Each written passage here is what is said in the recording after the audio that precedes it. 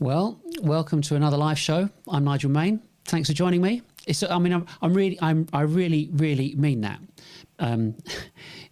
You probably have an idea. It takes a bit of time to set this stuff up and get it all together. And when you deliver it, you know, my week finishes on Thursday after I've done this. It's like, finished. And then we have a day in the weekend, and then start building up for the next show to prepare and so on. So when people join and they watch this, and we know who's seeing and how many people are viewing this, not just on the day but afterwards as well, it's a real buzz. And I was talking about this earlier today, that it's such a big deal in doing this type of thing, because our job, our role as salespeople, and people who run a company, anybody, doesn't matter who, the point is that you must be in a position to tell your story. The more people you tell your story to, the more you will sell.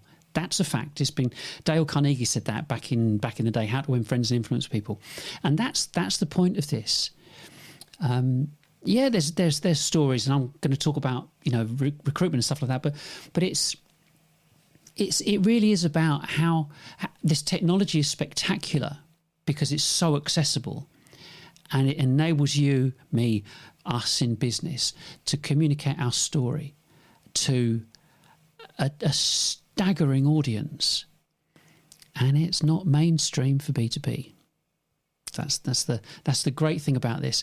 So what I'm going to do, we talked. You've seen the title, and it was to let's go on to here.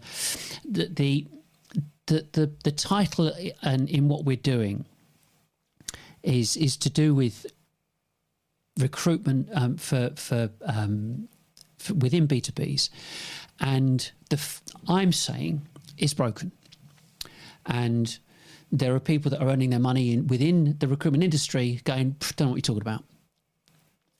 But you're not the focus of this conversation.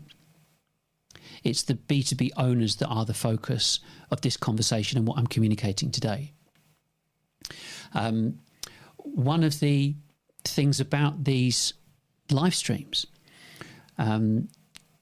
is that they are directed at CEOs, and the previous ones I've done relate to investors, people looking at the earlier part of that process or problem in terms of generating and getting hold of investment, looking at the correlation difference between SMEs and enterprise, looking at what CEOs have been not forced to do but are kind of driven to do, and what influences them in doing those things. And then you've got technology, which we talked about last week, and the influence that technology has on businesses, and ultimately today we're going to talk about how the people in recruitment affect them. But the whole point of this is that if I was to say, well, I've got a new way of doing things, buy this bit of software, you would switch off. I'm saying overall, the whole thing about sales exchange and scale up is the mechanism within B2B doesn't work, and we've got a solution. But before you actually agree with or would engage with any kind of solution, you need to see what's happening, what's going on, and that's the point of these live shows, which are, as long as I'm able and as long as I think I've got something to say, I'll keep doing every Thursday at 11 o'clock. Let me just change my screen up here so I can see, I can read, and don't have to put my glasses on every time. Basically, I'm making an assumption. Every business wants to scale up. They want to do more business. They want to increase their income and so on. But I say, as a synopsis, that businesses are being destroyed from within, being damaged from within, or destroyed, whatever, through B2B digital marketing. And the solution is remove the B2B digital marketing element and automation, and in the process of doing so, understand the difference between B2B and B2C. I'm not being flippant, but it is critical that businesses understand that they have been sold a process that was intended for consumers, not businesses. Really, really, really important. And this process, you know, what we're talking about, everybody wants more. That's how it's always been. And I mean, I was thinking when I'm doing, so I'm working out what I'm going to do and how I'm going to present this and communicate it. And I'm going, everyone wants more, more, more, more. And I've got this 70s tune going in the back of my head. So I thought I'd put it on there, but a bit of levity because it's a serious subject. You know, people want more sales. People want more income. But to increase that income, it is generally accepted that more sales means more people. You need more people. We've flogged it to death, the whole thing about, you know, work smarter, not harder. Yeah, more sales, more people, more sales, job done. As part of that process is you look at marketing and you need more advertising and you need more SaaS and you need more marketers. So the bottom line is more people. It's constantly more people. And, you know, yeah, you've got people that give you the big one about improving systems and so on. But it's all about the people. And people go, oh, our best asset is our people. Yeah. We've all heard that. Don't do the figures, you're fired. And so, because it's all about the people, there are 3 elements to this. And we're going to talk about 4 in total because we've got the solution at the end. But you've got salespeople, you've got marketing people, and in order for them to appear, you've got that recruitment process. And so you look at the internal process, you start off with, so we start with salespeople. So we're going to look at how we go about recruiting salespeople, and then how we go about recruiting marketing people, and then look at how that interaction happens with talent acquisition and recruitment, and then what our solution is overall at the end of it. So you need a salesperson. You want to increase your sales team anywhere. It doesn't matter where. So you understand you want more. So you get a job description done, which is the one you used before. And you send the job description out, give it to talent acquisition if they're internal. And the process happens, CV comes back, you assess the CV, take them on. Caveat emptor. Yeah, buy beware, because you don't know whether they're going to be able to do what you want them to do when they do it. You kind of ask, well, why are you leaving? It's all part and parcel of the process. And you go, well, we're not getting any leads. There's not many prospects left in the company. It's not really going where I want it to go. The demands that are being made on us are outlandish because the business wasn't happening, and we've got all these problems, and we're being told now to go back to doing telesales. Big issue. And to kind of a summary is, marketing is sabotaging my future. I won't read every single one of them out, but marketing blaming salespeople for performance. Marketing got KPIs, happy days. But salespeople are not getting the leads. Every salesperson, every sales team complains in B2B. Be clear about that. Where's the leads? Where's the leads? And that's, you can't get over that hurdle. You must see the people. You must communicate to the people. Reverting to cold calls, marketing controlling first contact and BDRs, targets going up exponentially, ridiculously. Marketing saying, well, nothing more we could do. We've done everything. It's salespeople's fault. That's why we're not doing the business. And I would put it and say, well, marketing are controlling the financial security of salespeople. That's enough for any salesperson to want to leave. So there's lots of reasons why they might want to leave. But the critical bit is not just for where they came from, but for your organisation. What's happening with this?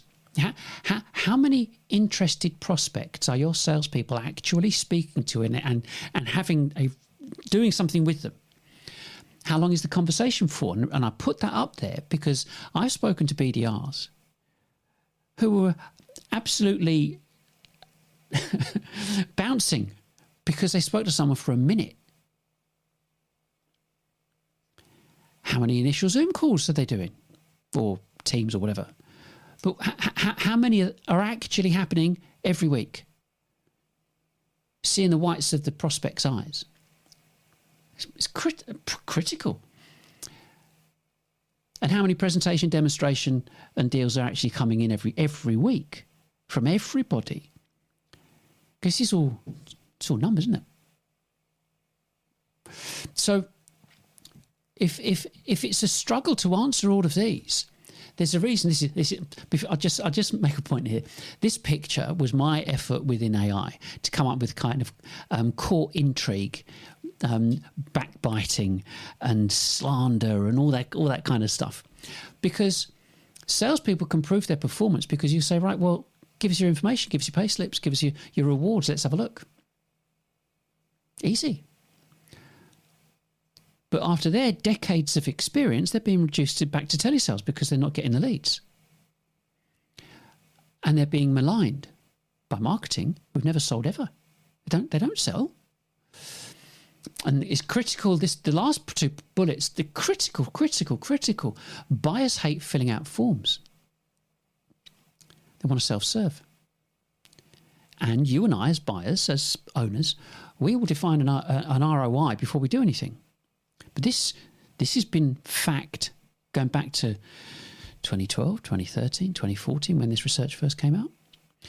And coupled with all of that, all this information, the quality and type and availability of content is so poor that when people look at websites and look at information and content, they go, I can't be bothered to see, I don't want to see a salesperson. So this is like a double whammy because the leads are not there, but the content's not good enough. It's all scant blog type information, and we've talked about that in previous live streams, which are recorded. You can go back and look at them. And so the quality and depth of the content's not there, so people can't learn. So they're not interested. So then we move on to marketing. So you want to replace your marketer. And the people are kind of stunned by this. The average tenure of a marketer, CMO, senior marketer, is between 9 and 18 months. Yeah. You've heard of Seth Godin, marketing person. I'd already written it, and he'd said it on a show that it was the same in the UK as it was in the US, that marketers would join a business and only last about 18 months before they moved on. And so, and why is that? Well, it takes 3 months. You take them on board, 3 months to get their feet under the desk, come up with a plan, 12 months to execute it, 3 months to find a job, they're gone.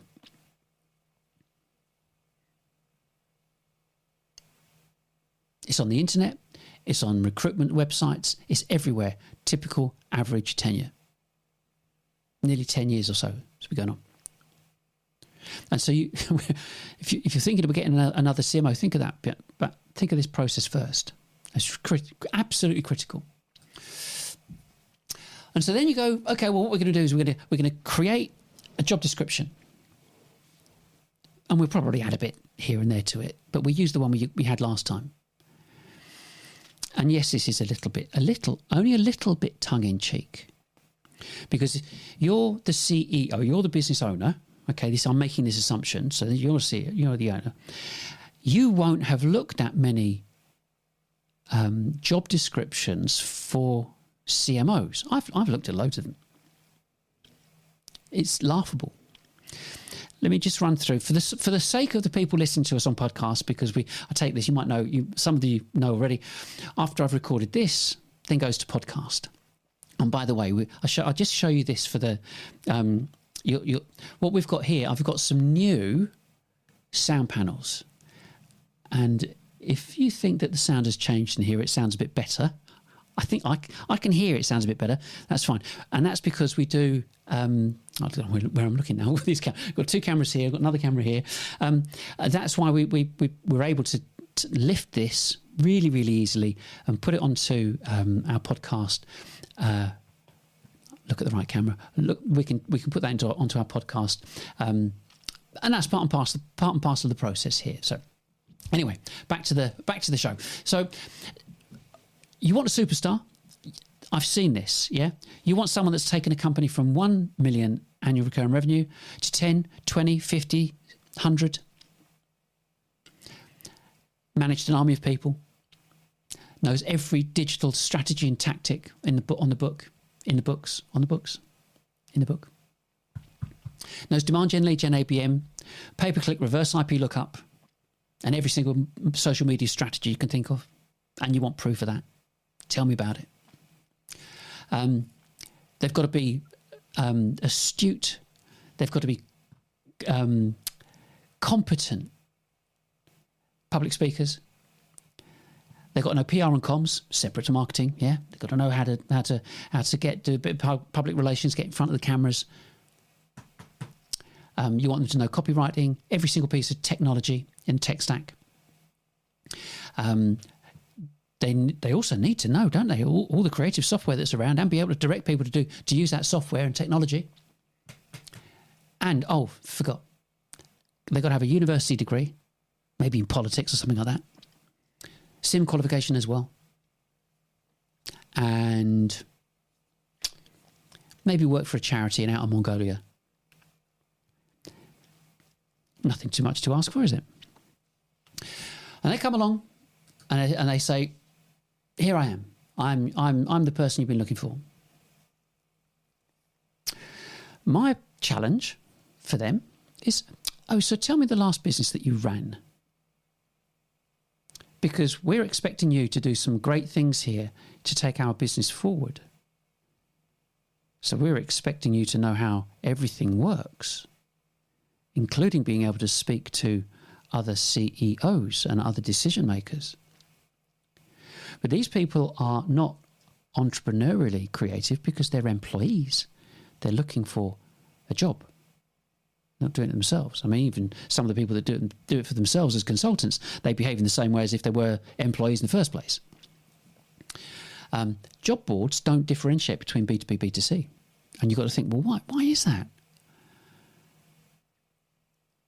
And with job boards and recruitment agencies, why should they know? Why should they know about your business or marketing? They don't do that. And I think that I say, how can they know your business? Unless they're going to do some homework and present something to the board to you or a board of directors in the first place and say, right, I understand your business and this is how we're going to take this plan forward for the future. They're not going to come up with a plan before they get employed. And the same old thing happens again and again. Steve Jobs said, we pay high salaries for people to tell us what to do, not for us to tell them what to do. So it becomes an ongoing process. So they get the job. And because they haven't done the research, the strategies fail. Consistently poor income. The failed strategies seem to transform into more SaaS. SaaS, okay? There are 30,000 SaaS platforms in the world, give or take. Half of them are marketing. A study recently was done. Businesses have between 30 and 70 SaaS platforms that they're paying for. And half of them, as we understand, are marketing related. The trouble is, we CEOs, we've done it. I've done it. You're committed to your strategy. You double down. And with a lot of businesses, they want to save face. And I wouldn't say rather than save the company, but it's a choice, because doing the same thing over and over and expecting a different result is not viable. And you're looking at research of failed strategies. Our results. I'm kind of bouncing around a bit here, but we're looking at what can people look at? What can they do? You go, calm down. What are the results of doing something like this? They're spectacular. I have 100 plus people a week watching this, listening to this. It's me. I'm delivering this solo. There's nobody else in the room. You can do this and reach a market you've never, ever reached before with less people than you've ever employed before. I'll come to that and again in a minute. So, elephant in the room, another AI. Elephant in the room. Yeah, it's a numbers game. We know sales is a numbers game. It's always been a numbers game. But unless everybody is aware of how to manipulate the numbers and play the numbers, you're going to fail. It's going to happen.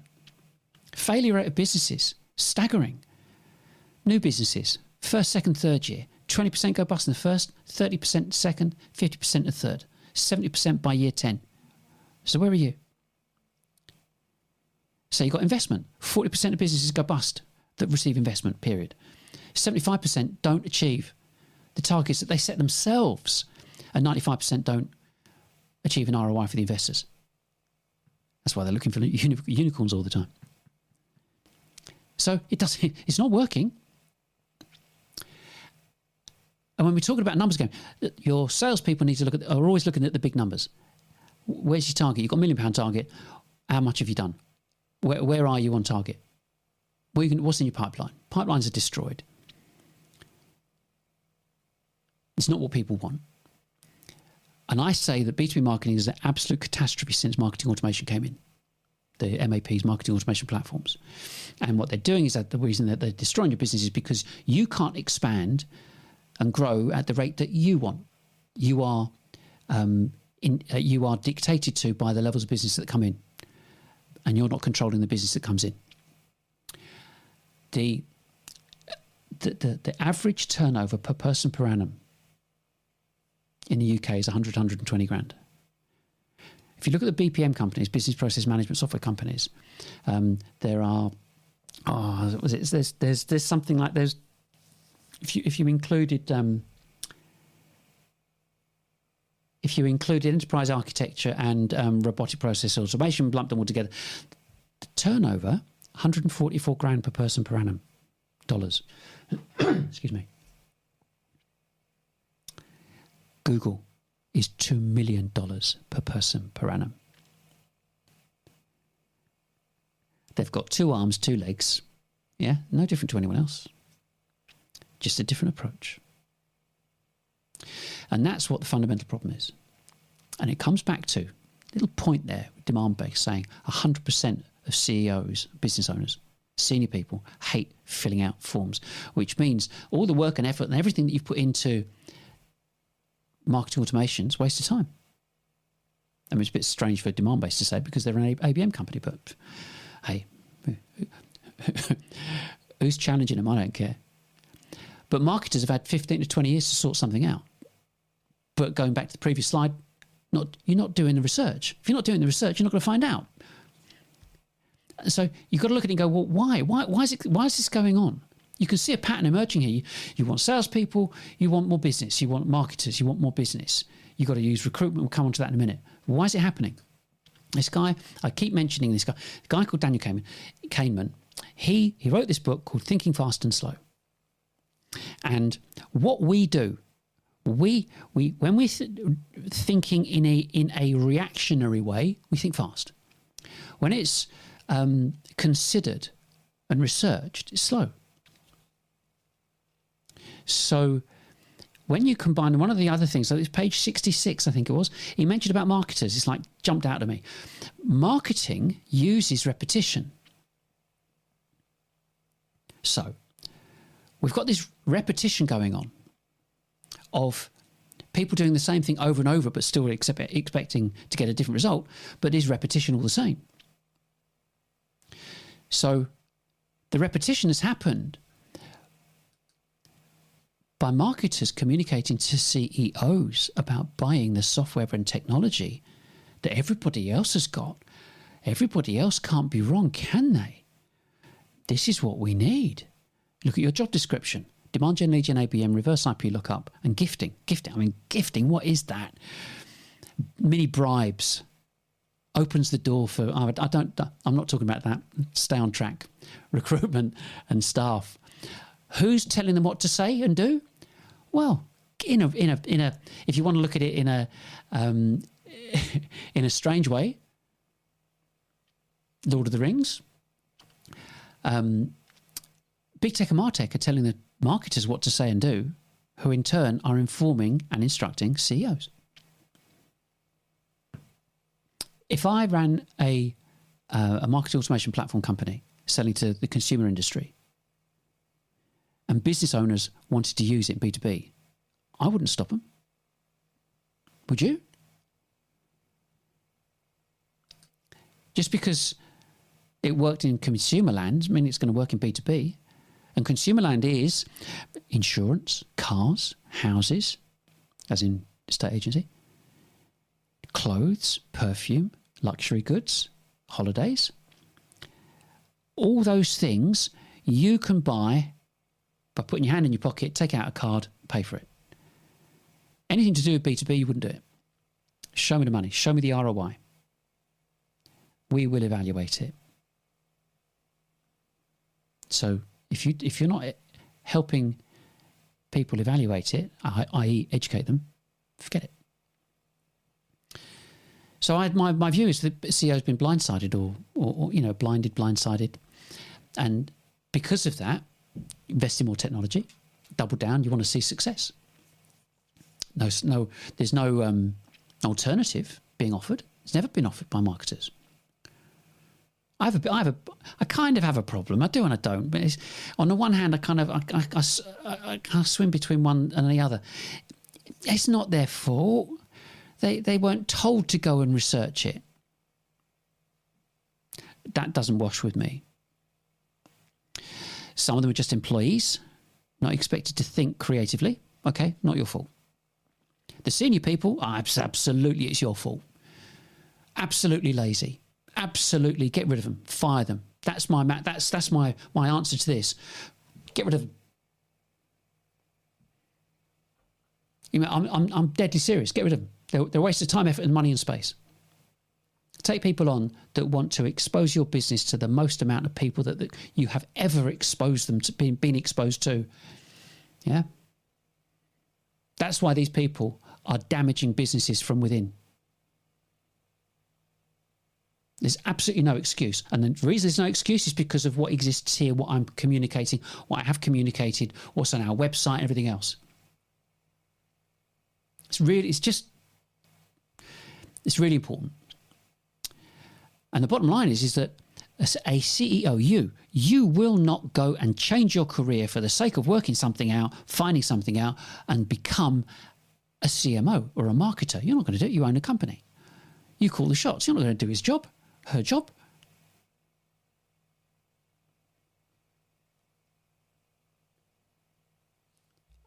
You've got to think about it. I mean, it is a big problem. So we talked about the salespeople, we talked about marketers, and the issues about acquiring them, getting them, having this honest engagement relationship between sales and marketing people, and between not just them talking to each other, but their relationship with you. Who they are, what they're doing, why they're doing it. It's critical. And the people that instigate those relationships are talent acquisition and recruitment, recruiters, consultants, contractors, whether they're employed or whether they're employed are your talent acquisition input in-house, contracted, anyone outside. Yeah, you know where I'm coming from. Really simple. You give them this photocopied, this copied job description. They research your database. If they haven't got anyone, chuck it on LinkedIn or Indeed, and away they go. And at the end of the day, like we said with this other stuff, they're not your friends. They've got targets. They're not your advisors. They never were. They never have been. Yet there's this attitude of doing you a favour, but how? How is that possible? It's just, it really does befuddle me. So anyway, so getting back onto this, all these screens changing. But at the end of the day, here's a non-technical appraisal of what's going on. If you're looking for someone, that person's not working. Here are the options. They're potentially not working. So if they're not working, they've been registered and they're looking and they're with an agency. If they are working, not happy, they're looking and they're registered with an agency. Or they're working and they're not looking and they get headhunted. I mean, I'm being a bit cynical here about, and there you go, you've got this amazing CV that's courtesy of ChatGPT. All the work's done, CV's evaluated and everything else. Contacting to the hiring manager, here's a CV, love it, thank you very much, we'll take them on, get paid. Great. Perfect model.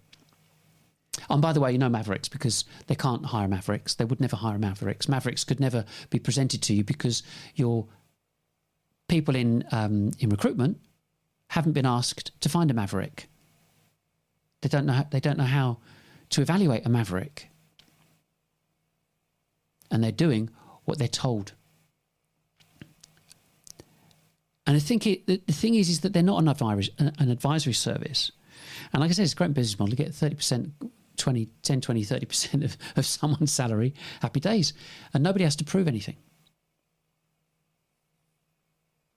I mean, the salesperson can, but like I said before, the marketing person doesn't have to prove anything because you can't find the information. You're not allowed to. So again, caveat emptor. They're not going to do a plan before they come and join you. For you to evaluate them before they join. Or if you want my expertise, you have to take me on. So same block, different day. And I think that it becomes a big issue because as a CEO, you get all the grief and they get paid. And you go around the block again, do it again. But then you've got to look at, excuse me, you have to look at who's defining all these expectations from these different people. How have they come about? Why have they come about? And, who established the expectations and KPIs for marketing? And again, for sales, what happened for sales? Why that? Now, if you are seeing a certain number of people, because numbers going, yeah, if it's accepted, and let's face it, the whole sales and marketing tension between the two, ridiculous. They're working for the same company. They're working for you. There's bloody animosity between the two. It's because something's wrong, not because they're not playing nice together. Something's fundamentally wrong with the strategy, so it's got to change. So here's where it is. So who defined the target? It doesn't matter the chicken and egg bit, whether you look at marketing or you look at salespeople. Who defined it? How did it get defined? Just a couple of things. You can only define a target for a salesperson if it's based upon the numbers of people that he's seeing. Not seeing anyone, can't give him a target. And if the status was established, if the ratios were established that this many appointments equals this, equals that, and presentation, demonstration, get the deal signed, ring the bell, if you've got that happening on a regular basis, you can then therefore give them targets, and your targets are based upon your ability as a salesperson. Excuse me. Yeah? So it's just purely numbers. It's always a numbers game. We're not talking creativity here. So if it's based upon numbers, why have the marketing people got KPIs and bonuses? Why are they getting bonuses? If they're looking to get the numbers of people that these people can go and actually see, as long as there's some kind of crossover, that the quality of leads that are coming from marketing correlate to agreed leads by salespeople, because their financial security depends on it. Marketing doesn't. So is the target based upon the numbers that are being given to them, or is the target based upon the necessity of the business to sustain an income to keep the business going, to keep the lights on? Whichever way you look at it, the mechanism and ratio is not good, not really sustainable. So take a pause. So we've looked at sales, looked at marketing, looked at recruitment. And we need to know what's going on in the business now and what we can do to change, understand it, what we can do to change, because the objective is more business. You want more business. Everyone wants more business. And it to an extent, doesn't matter who you are. Big company, bigger company. I mean, I'm a consultant. I have all this, which means you can have all this. No, I didn't win the lottery. Yeah? You can have, no. Or you could start with that. Yeah? Start with an iPhone. Got a camera on the back. There is absolutely nothing stopping you from doing this. And it's not money. I'll come on to that in a minute. It's not money. Okay? So you can put all that to one side and go, okay, if we're not looking at someone flogging us a load of stuff or doing whatever, let's actually look at what the problem is. Yeah? So if you look at this and go, well, okay, who's selling what? Someone's selling snake oil because something ain't working here. Yeah? People could talk about a closer alignment to sales and marketing. Not going to happen. Never. Don't waste your breath on trying to make it happen. It's never going to happen. Salespeople have got financial targets and commission. Marketers have got KPIs and bonuses. And then they want attribution. They would go, oh, this is my deal. We want to confirm that this is down to us to justify their existence. And in amongst all that melee of aggro going on, marketing get about 10% on average. This is the standard statistic. On average, you get about 10% of the total business budget per annum. And even if you've got someone in finance going, well, I don't think you should get quite that much. What do they know? They've got a clue. Just playing a game. Should you have this SaaS or that SaaS? All finance know is, well, it's never bloody worked anyway, so it doesn't matter. Shave a bit off there, shave a bit off here. They can jump up and down, but it's never worked. Not in 20 years has it worked. So, of course, finance haven't got a problem cutting stuff off. And their marketing just bleat about it for the next 12 months. So, it's just an ongoing problem. So who's selling what to whom? Back to this again. It's the marketers selling the snake oil to the managing directors for their salary. Not bothered about sales. Never been bothered about sales.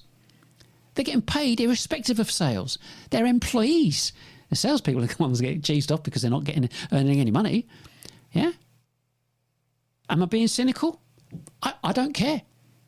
Are you doing enough business? Oh, there's your answer.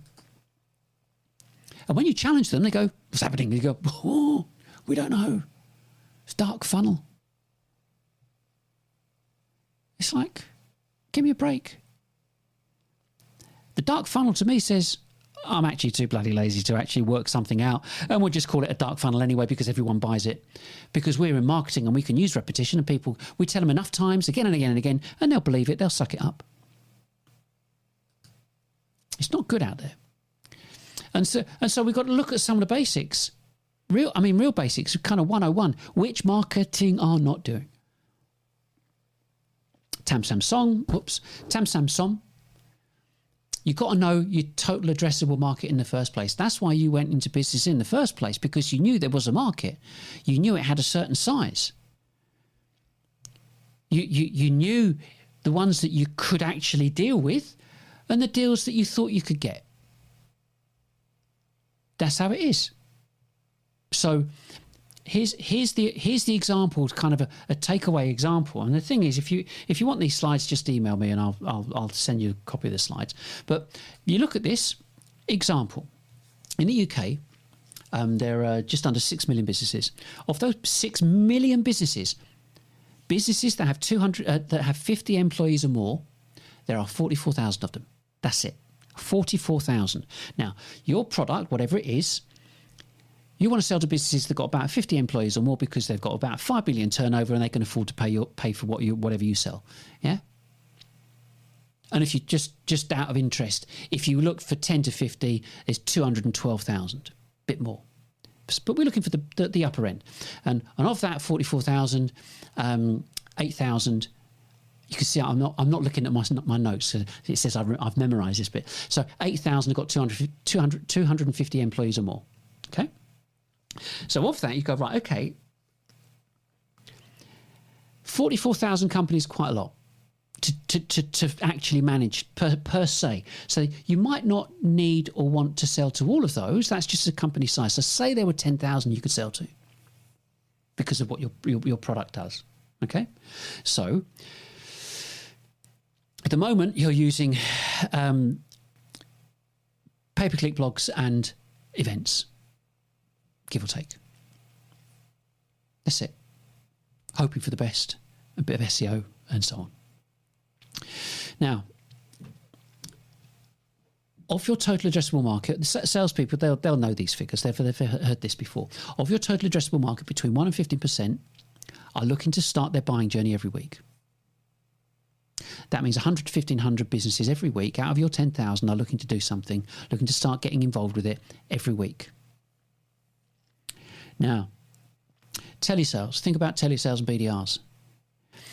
Typically, let's say you can make about 60 calls a day with 5-minute intervals. So you can do whatever you need to do, busy wrap up, or whether you want to get the firmographic information from ZoomInfo or Cognism or Dun & Bradstreet, whatever. Okay, so 5 minutes per call. 60 calls a day, 300 calls a week. 300 to 1 shot to find someone interested. So if you want to achieve, to actually engage with a relatively small, just 1%, you need 100 BDRs. I mean, the figures are easy on that because 100 BDRs, 50 grand a year, £5 million. It's never going to happen, is it? Not in a million years. You're not going to pay 5 million just to make phone calls. So the numbers, this numbers game, wait a second, this is all messed up. So how on earth are you going to be able to achieve anything really? I'm just looking at my slide to make sure I keep on track here because there's a logic to this. So, next one. Solution is simple. Is you remain transparent, visible and accessible. No more forms. Allow businesses to self-educate, self-serve and remain anonymous. It's not complicated. Get rid of your forms, get rid of your marketing automation, job done. Implement a new way of working. It's not about SaaS or anything like that. You have to make up for lost time. And that's kind of what we're going to talk about next week, about startups and scale-ups, about making up for lost time and how you go about it. But it's low cost because it's simply cameras, mics and lights. That's it. And here you are. You've been listening to me for, 40 minutes. I don't know how long. This engagement, your BDRs would never, ever achieve in a million years.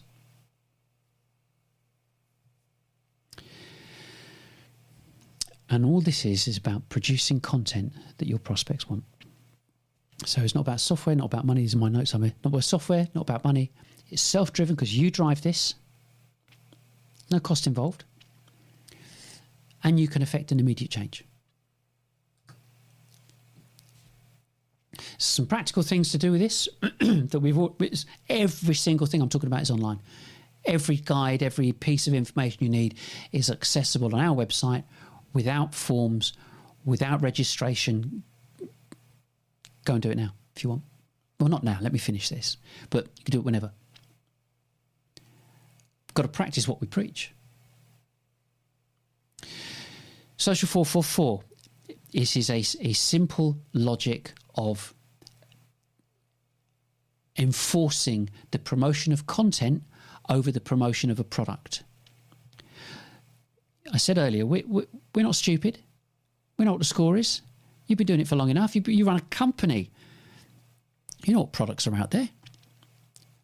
When you think the time is right to do something, you'll go and investigate, self-serve, self-educate and remain anonymous. End of story. So what you need to find out really What you would be open to is someone promoting content that enables you to go and self-serve and self-educate. Simple. And Social 444 is a methodology that means that you create adverts, lots of graphics with links to your content on your website, and you put those adverts out on social media. We have at the moment, just under 200 adverts going out every single month on repeat. Do nothing, but it took a while to get them done. But they're constantly out there, constantly increasing awareness. That's why we've got 100 people looking at us every week. It's not genius. It's just logical. It's really important. And you can do this. You start this right now. You could contract, goodness knows how many people on Fiverr or something, and say, right, we want 20 adverts each, 20 pictures each. Get the pictures done. Use AI. I did. Loads of pictures, interesting, different looking pictures. Just to promote your content, because once they read your content, you've got a call to action that says, do this next. That's all you need. That's all you could ever hope for. You're not selling sweets or jeans or trainers. I'll buy it now. You're not doing that. You're being evaluated every step of the way.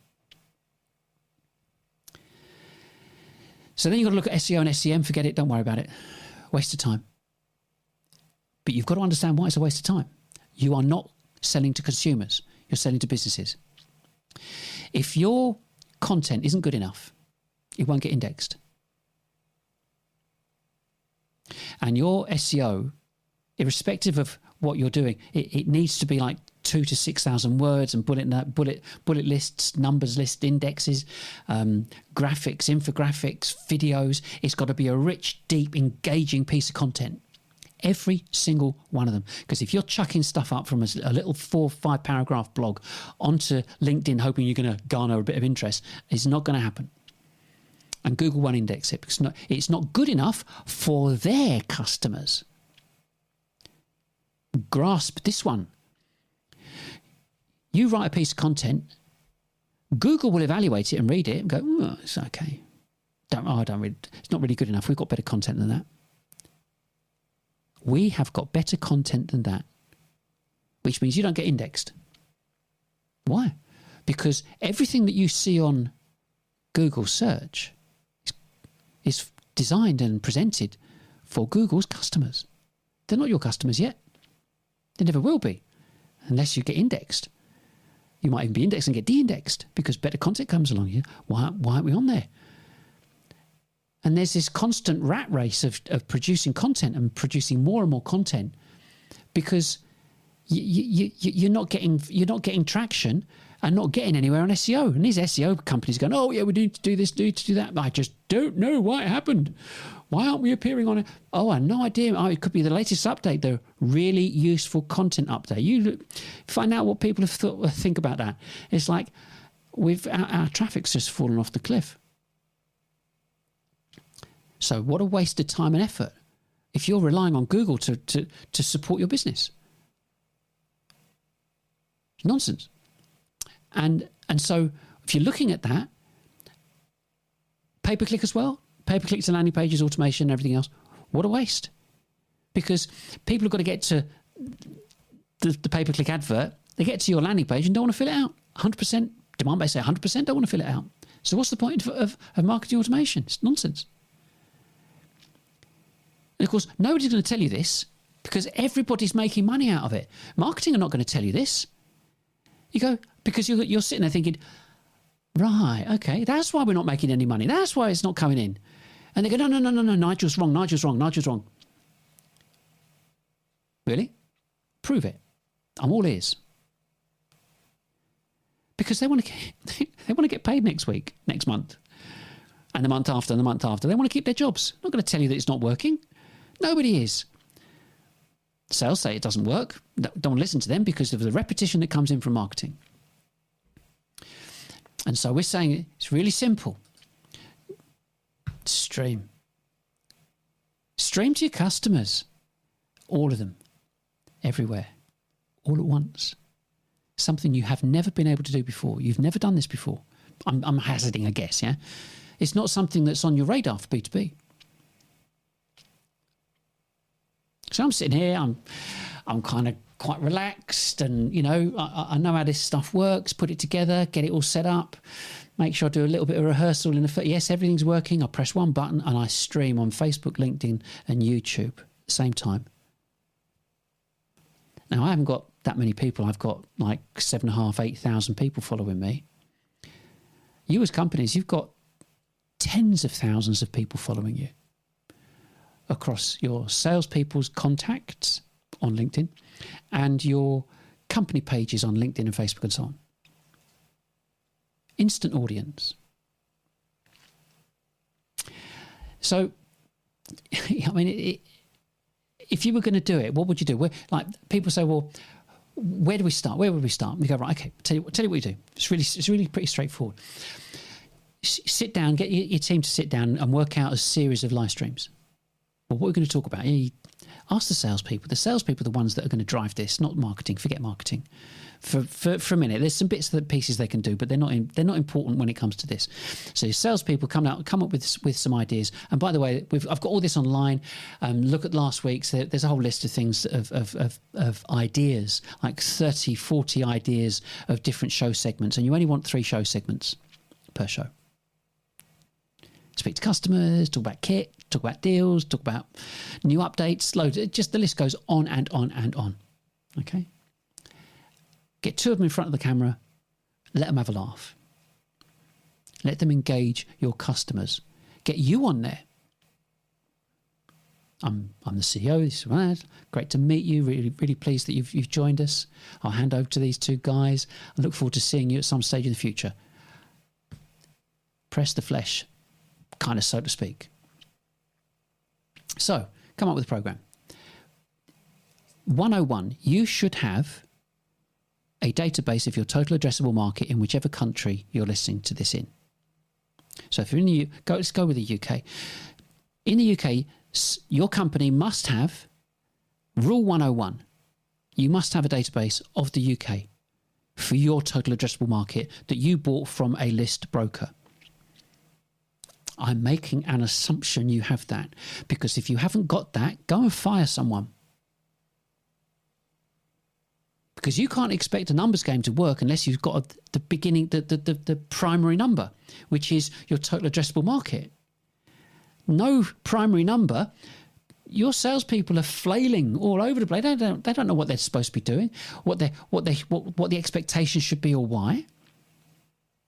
So, say you've got your database. Email them all at the same time and say, guess what? We're doing a live show. Come and join us.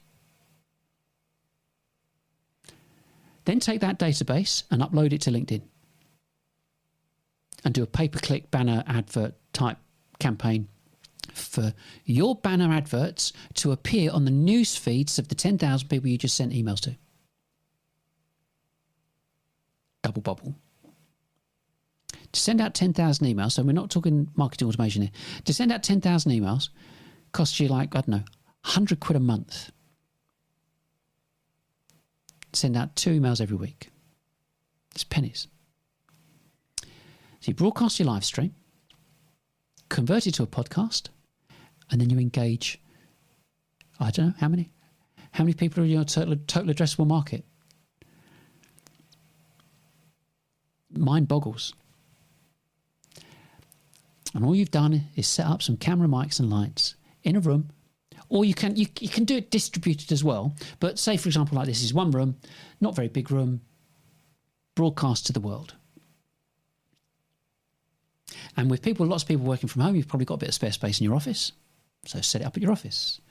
Do a broadcast, tell them to come into the office and do it. And also it gives a central place for people to test it and play with it and get used to it and get comfortable with it. Do some demo run, all this kind of stuff. Lots of, and we train people up. We have programs for it. We've got documentation for it. We've got spreadsheets for it. We've got every single every single element required to implement this in a company. And I didn't mean to have this camera on. I meant it to go to that one. And the thing about this is that, you know, we've got all this technology.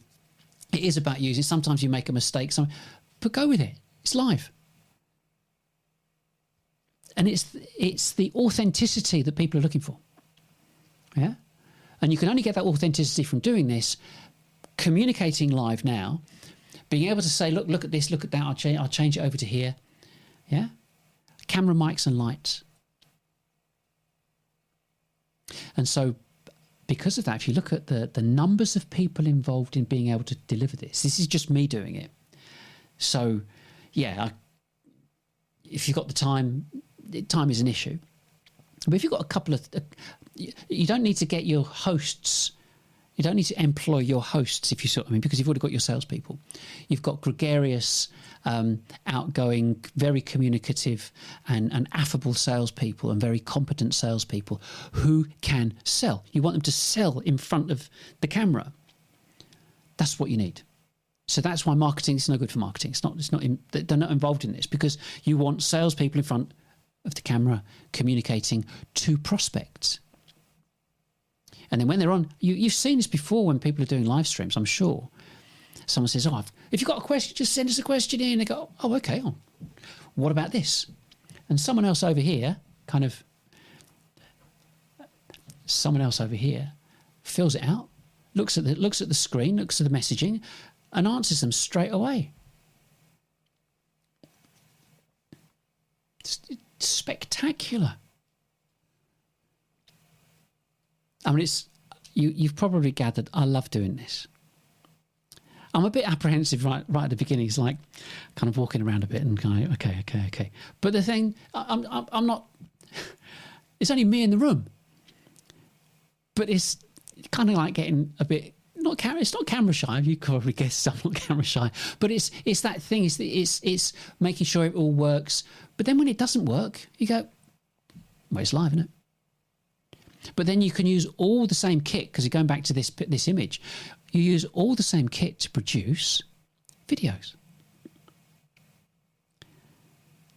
Maybe your prospects, or rather your customers, would be quite enthusiastic to go on a live show. Some of them might not be.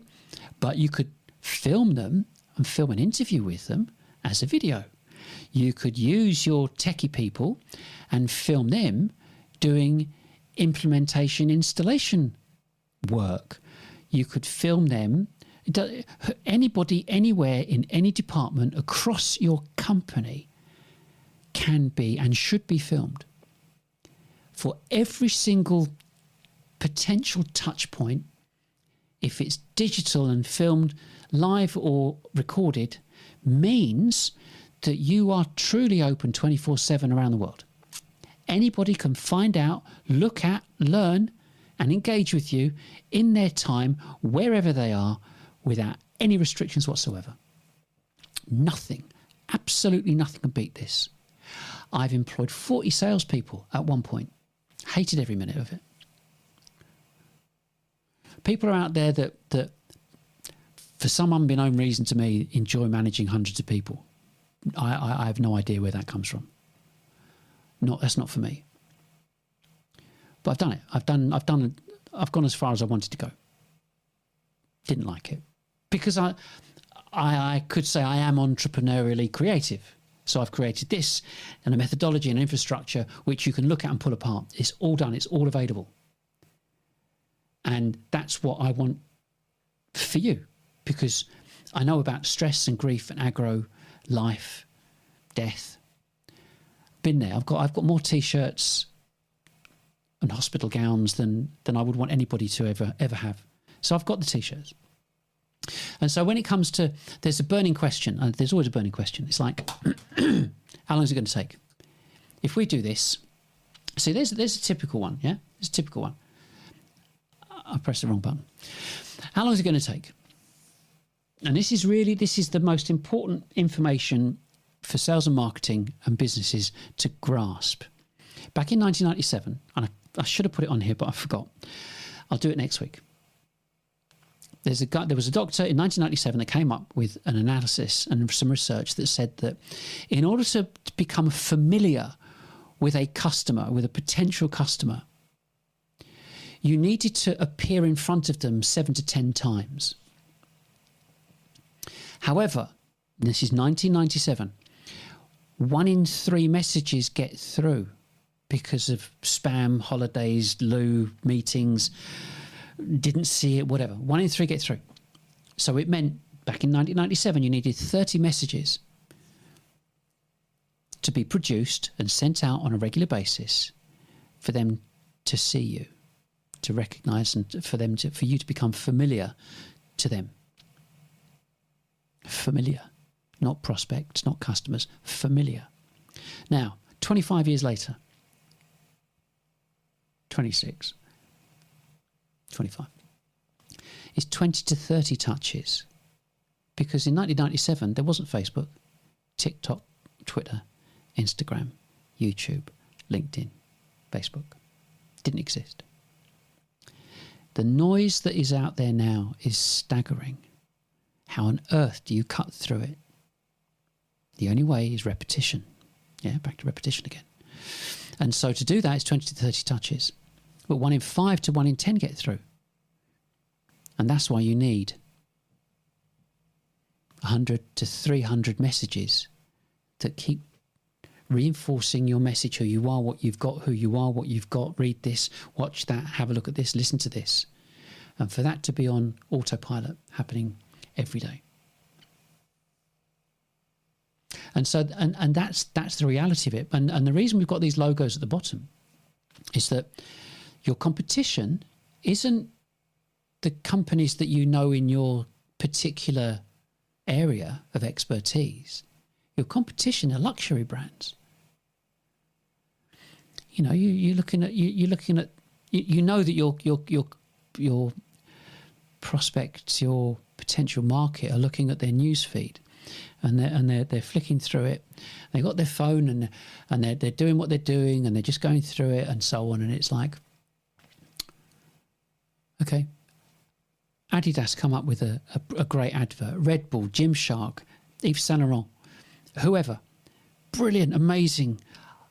Thousands of pounds, hundreds of thousands of pounds spent on the adverts. That's your competition. It's competition for eyeballs. And that's why you have to adopt something that changes. It changes the way that your prospects visualize and engage with you. And the thing about this, because, I mean, this can work in your favour. Don't think about this. Your marketers have been so lazy and more concerned and concentrating on getting paid every month than they have been about researching the markets to get a better way of doing things, yeah? So every single company is doing the same thing. Every single one of your competitors are doing exactly the same thing. Demand gen, lead gen, ABM, pay-per-click. Every single one of them. And it's costing them a fortune. They're not getting anywhere. Now, switch to this. Think about it. You message every potential prospect out there at the same time. Come and watch us. Come and get to know us. Be authentic about it, but come and get to know us. If you like what you see, let's do business. If not, keep learning from us. And your competition, because bearing in mind, I can only speak to a certain number of people. I only know a certain number of people. I'm only connected to a certain number of people. And it's only me. But if you're watching this, just imagine. You trounce your competition. They're not doing it because they're probably not listening to this. Yeah, specialist. It's so simple. It's not funny. It takes a little bit of creativity. Well, why not? So, in closing, it's not about the money. It was never about the money. It was always about the personality and engagement between your prospect and your salesperson and the numbers. Like I said, Dale Carnegie, tell people your story, you'll succeed. That's all that matters. Nothing else matters. And sell to your prospects how you buy already, because you know how you like to buy. Don't think someone can just blag them and go and get an appointment, go and flog them something. No, because they're going to buy exactly the same as you. They're running a company the same as you. Let them say I'm anonymous. You don't care who they are, because you're speaking to potentially so many. You couldn't cope with that many leads anyway, but speak to that many people. And when they're ready to buy, can we buy something from you? Yes, of course you can. And as part of this process, you make sure you make processes as easy as possible for people to buy from you. Minimise that friction. Because I know you want to sell one-to-many. You don't want to sell one-to-one. You want to sell stacks of it. But the bottom line is, B2B marketing has failed. It failed a long time ago.